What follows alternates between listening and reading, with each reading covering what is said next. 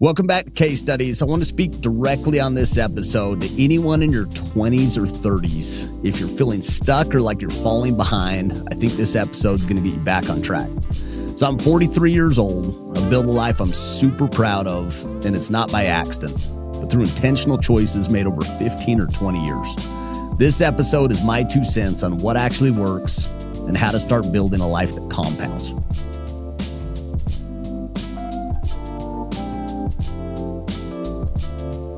A friend and mentor of mine, a guy named Jeff Curl, trained our group when I worked at Vivint 7 or 8 years ago. And he talked about this concept of influence. And he talked about this concept that when you're younger, it's you care so much about what your parents think. And that to a certain age, you just crave this acceptance and this approval from your parents. And then we hit this age where it shifts and you focus more on what your peers think. And then he talked about this kind of professional cycle where you transition into your 20s or early 30s and you really care what a mentor, somebody that's not your mom and dad, not your peers, but somebody that you look up to kind of in the journey or the career that you're going on. And he said, if you find someone that believes in you more than you believe in yourself, that can kind of mentor or be there along with you in the journey, that's a gift. And for him, that person was Stephen Covey. And I think about my experience. I had 2 guys, Todd Peterson and Alex Dunn, that these guys believed in me more than I believed in myself. It was a pivotal age. It's 24 years old, was working for a company that had just gone out of business. It was in the peak of the global financial crisis. And specifically Todd Peterson, I remember he just, you could feel this confidence and this belief, both in his company, where he was going, and that I could go be a big player in it. And I think about that, and it fundamentally changed my life. I'm 43 years old today. It's been a long time since I made that decision to go work for Todd and work for Vivint. But the abundance that I experienced both in my family, in my finances, in the habits and skills I gained, in the experiences that I gained, the exposure I had of people through that experience, like I literally can't put a price tag on it. So as I've gone back and I've thought about like, what are the ingredients or what are the things that I did that worked for me, and trying to break it down and trying to make it simple and actionable. And the first thing that I would say is focus. So at that point in life, I was focused on a lot of things. I was trying to invest in real estate. We had opened a performance gym, a fitness gym. I was doing hard money loans. So I was trying to, be resourceful and industrious and take the money that I'd made from the previous company that I'd worked for. But I was doing a lot of different things. And I got forced, based on circumstance and the economy and the company going out of business, to focus on one thing. And that one thing was, how do I go be the best person in this organization at selling accounts, so generating revenue, attracting talent and developing leaders, and ultimately kind of driving revenue, sustainable revenue for this organization. And I set a very, very simple goal. I had a problem when I started working for this company. We were selling a new product or service. We were selling smart home systems door to door. And I had never done that before. I had sold door to door, but I'd never done it with smart home. And I'd actually never managed a team in this system.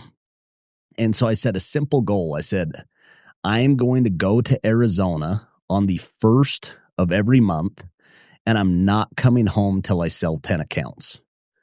And this very simple focus allowed me to show up, get started early, work all the hours, and work till a job was done. And it fundamentally changed my career. I remember going out there 5 or 6 weeks before the summer, ended up selling 68 accounts. At the same time, I would come back and I would recruit my friends and I'd bring them out and I'd teach them how to sell.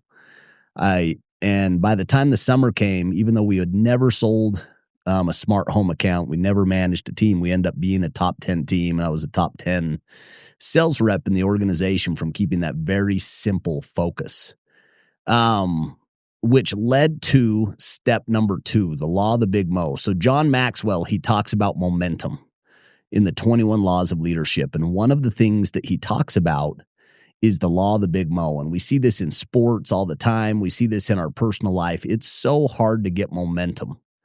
But once you get it, you just need to ride it for as long as you can ride it. And that first year, it took so much massive action and effort to get momentum. But after that first year, I rode that momentum for my entire career. Those successes that first year, the financial successes, the career successes, the skill set successes, I was able to ride for the rest of my career. And so the thing that I would break down is set a goal, decide what you want, and take massive action. Tom Peters is a mentor and a thought leader that I really respect, and he has this concept where he says the person and the company that tries the most stuff wins, and the person and companies that screw the most stuff up wins. And so much of that comes down to taking massive action. And I think about that in my career. So much of my financial net worth today, 2025, has to do with going out and having a great first summer, taking all of the capital that I made that first summer and investing that into Vivint. And that turned into kind of the foundation or the base of my entire net worth. But that came out of a direct focus and then taking massive action. Number 3 is just get going. Ready, fire, aim. I think so many times when we're stuck, there's this paralysis by analysis.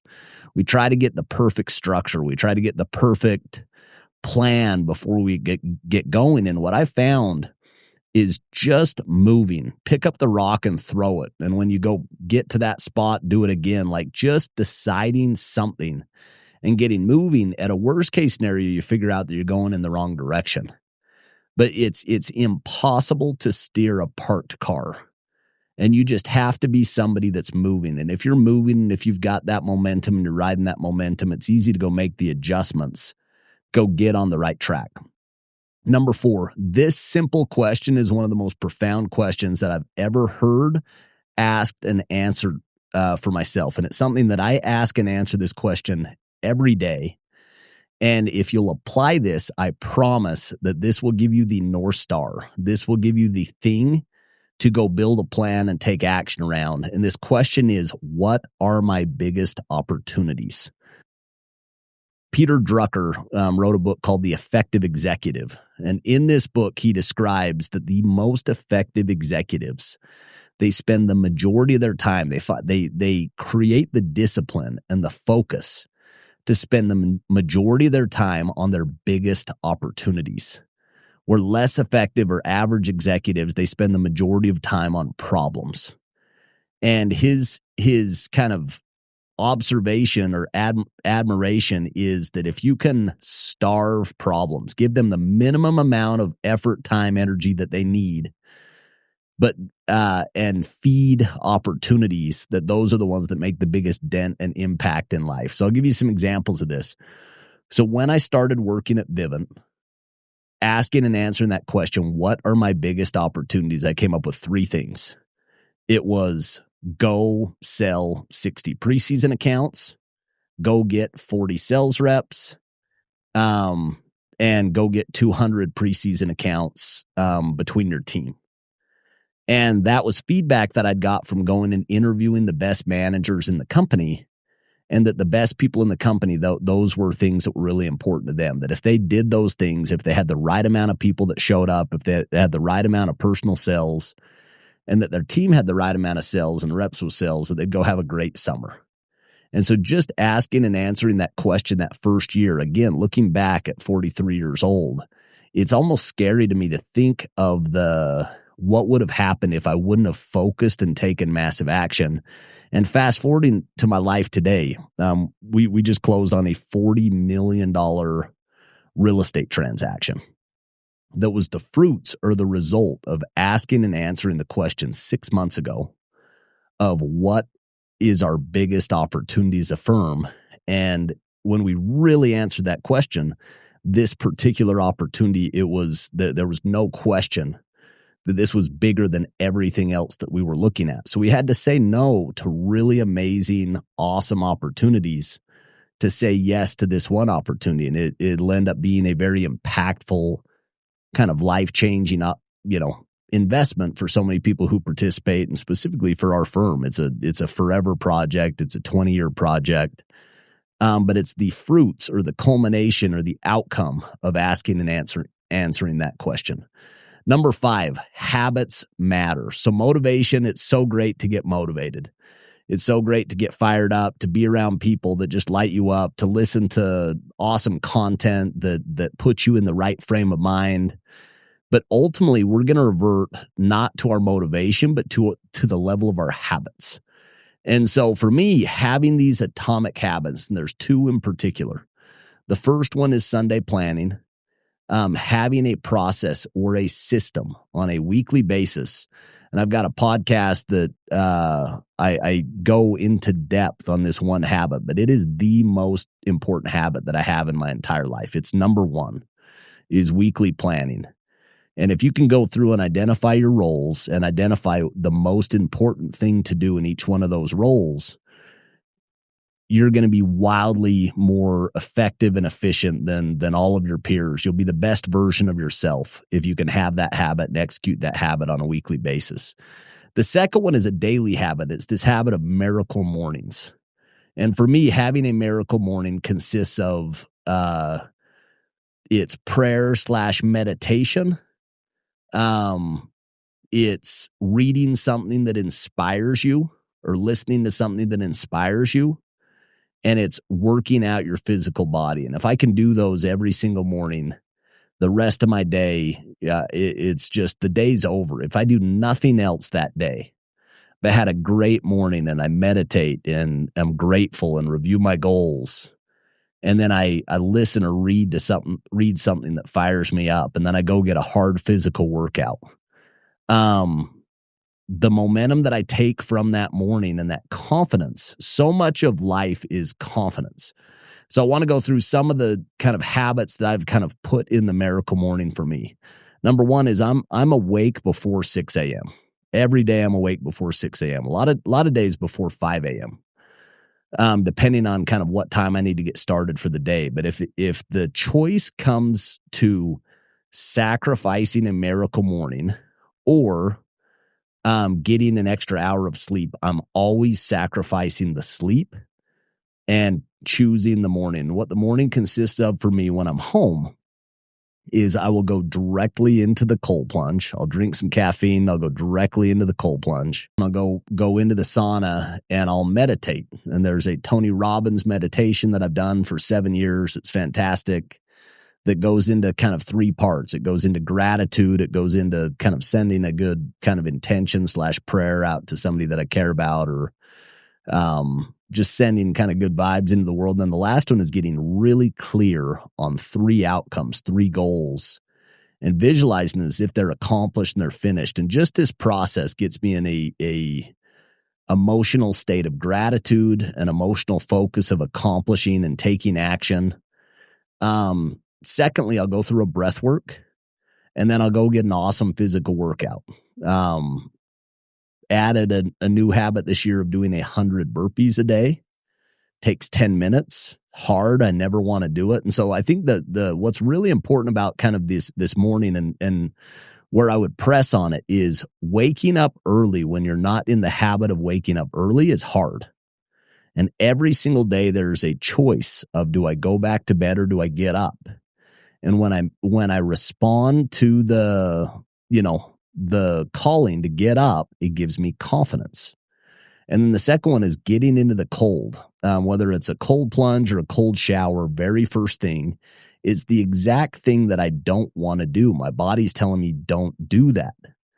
And if I can discipline my emotions that I do the thing that I don't want to do very first in the day, I start training myself to do the hard thing, to eat the frog, if you're referencing Brian Tracy, but pick the thing that you don't want to do that you know you need to do. And it allows me to go step up and go do that thing. There's all this science around what happens to your body before you go into the cold. And your body, it releases epinephrine. It's the fear hormone. And because it senses pain is coming and it wants to protect itself.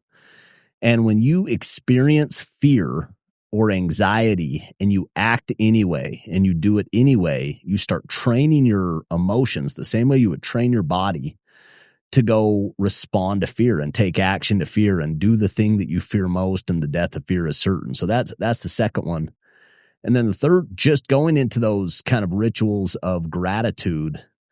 It's so important. You can't be fearful and grateful at the same time. You can't have anxiety and gratitude at the same time. And so for me, it's really going into this state of what's beautiful in my life, what's working, what do I love, what am I grateful for? And I just show up different. I show up different as a husband. I show up different as a dad. I show up different as a father. I show up different as a professional. And then for me, I habit stack whatever I'm listening to motivationally with my workout. And for me, if I'm working out for a half hour, an hour, and I couple that with really inspiring stories or YouTube video or audiobook or whatever it is, it allows me to kind of feed and strengthen my mind while I'm pushing my body. And so doing those things matters a lot to me. And it drives all of the momentum for the day. The last one is stack the daily wins. It's amazing. Like if you feel stuck, so much of it has to do with just not where there is no vision, the people perish. And so if you get momentum in any area of your life, it builds momentum for other areas. And so the easiest place for me that I've found is the body. If you can take your body and say, this is where I'm at today and this is where I want to go. All of us can go work on our body today and we can go make progress today. And it doesn't matter where you're at. It just matters like directionally where you're going and building that confidence and building that momentum. There's a podcast done by Bill Ackman. And Bill is a billionaire hedge fund manager who talked about this experience early in his career where he was just dealing with tremendous adversity, where his marriage was falling apart. He was getting a divorce. An investment that he's done was completely unraveling. He lost over $1 billion, and it just felt like an insanely unconquerable low moment. And he talked about the process that he did to get out of it, which was find something within his control that he could do on a daily basis to go stack the momentum and stack the wins. And he said after, a week, couldn't see much progress. After a month, started to get to the end of the tunnel. And after 6 months, actually saw real progress and was moving forward. And fast forward to today, got great physical health. He's got a beautiful marriage, remarried. He's happy and runs a $10 billion hedge fund. And the thing that I take from it, it's so easy to look at him at the end of the journey and say, oh man, like that guy has it all. But those principles that he's following of putting one foot in front of the other, identifying what needs to be done, taking that step and building momentum and letting those gains compound over time, all of us can go apply that right now, put it in our life right now to go get results going forward. And so again, looking at my life today, I'm 43 years old. I just had my 43rd birthday. And I look at my marriage, I look at my kids, I look at my finances, I look at my career, I look at my body, I look at my relationship with God. And all of those things I'm proud of. And I'm proud of them because I put in real deliberate work over the last 20 years and applied these principles that we're talking about on a weekly basis, on a daily basis, trying to be deliberate and choosing, asking and answering the question of what's the most important thing I can do in these categories, identifying it and then doing it and building and then rinsing and repeating. And so anyway, hope this is helpful for everybody's listening, and thanks for taking some time with me.